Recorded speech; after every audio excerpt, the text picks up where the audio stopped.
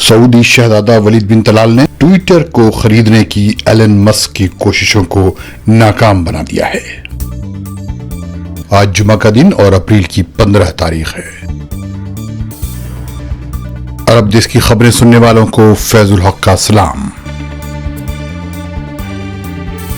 سعودی عرب میں جمعرات کے دن کورونا کے نئے وائرس کے 103 کیسز ریکارڈ کیے گئے ہیں، جبکہ 225 لوگ صحت یاب بھی ہوئے ہیں۔ جمعرات کو کورونا سے ایک مریض کی موت واقع ہوئی ہے اور 63 لوگوں کی حالت سنگین بتائی جا رہی ہے۔ ان 103 کورونا کے نئے کیسز میں سے 22 جدہ میں، 18 ریاض میں، 15 مکہ میں، 12 مدینہ میں، 8 طائف میں، 6 دمام اور 3 ابہا میں ریکارڈ کیے گئے ہیں۔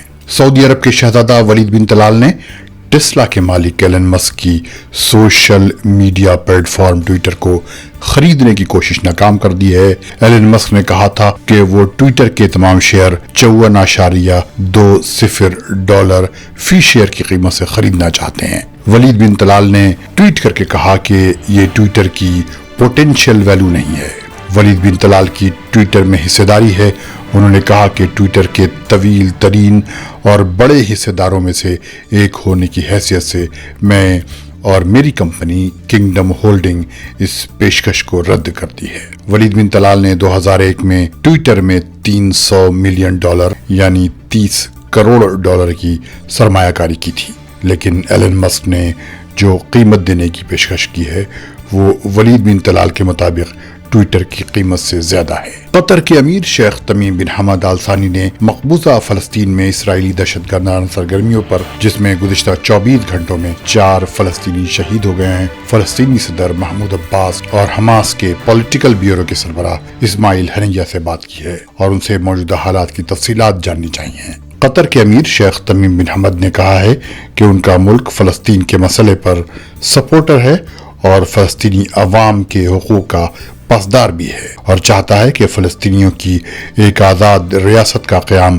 عمل میں آ جائے جس کا دارالحکومت مشرقی یروشلم ہو۔ انہوں نے اسرائیلی مظالم کی مذمت کی اور کہا کہ حالات کو بہتر بنانے اور کشیدگی کو کم کرنے کے طریقے پر غور کیا جانا چاہیے۔ حماس کے لیڈر اسماعیل ہنیہ نے قطر کے امیر کو بتایا کہ ویسٹ بینک، یروشلم، جنین اور اس کے کیمپوں میں حالات روز بروز سنگین ہوتے جا رہے ہیں۔ انہوں نے فلسطینیوں کو حاصل قطر کی حمایت اور مدد پر شیخ تمیم کا شکریہ ادا کیا۔ اسماعیل ہنیہ نے بتایا کہ جب سے رمضان شروع ہوا ہے 19 فلسطینی شہید ہو چکے ہیں اور گزشتہ 24 گھنٹوں میں شہید ہونے والوں کی تعداد 5 ہے۔ نمازیوں کے نماز کے لیے مسجد اقصی تک پہنچنے میں رکاوٹ پیدا کی جا رہی ہے اور مسلمانوں پر حملے ہو رہے ہیں۔ قطر کے وزیر خارجہ شیخ محمد بن عبد الرحمن آل ثانی نے اقوام متحدہ کے ہیومینیٹیرین کوآرڈینیٹر ڈیوڈ کسلے اور یمن میں امریکی سفیر ٹم لینڈر کنگ کے ساتھ یمن کے تازہ ترین حالات پر گفتگو کی ہے۔ ڈیوڈ کسلے نے اس سے قبل سعودی عرب اور امارات کے افسران سے بھی بات چیت کی تھی۔ ملتے ہیں اگلے بلیٹن میں۔ خدا حافظ۔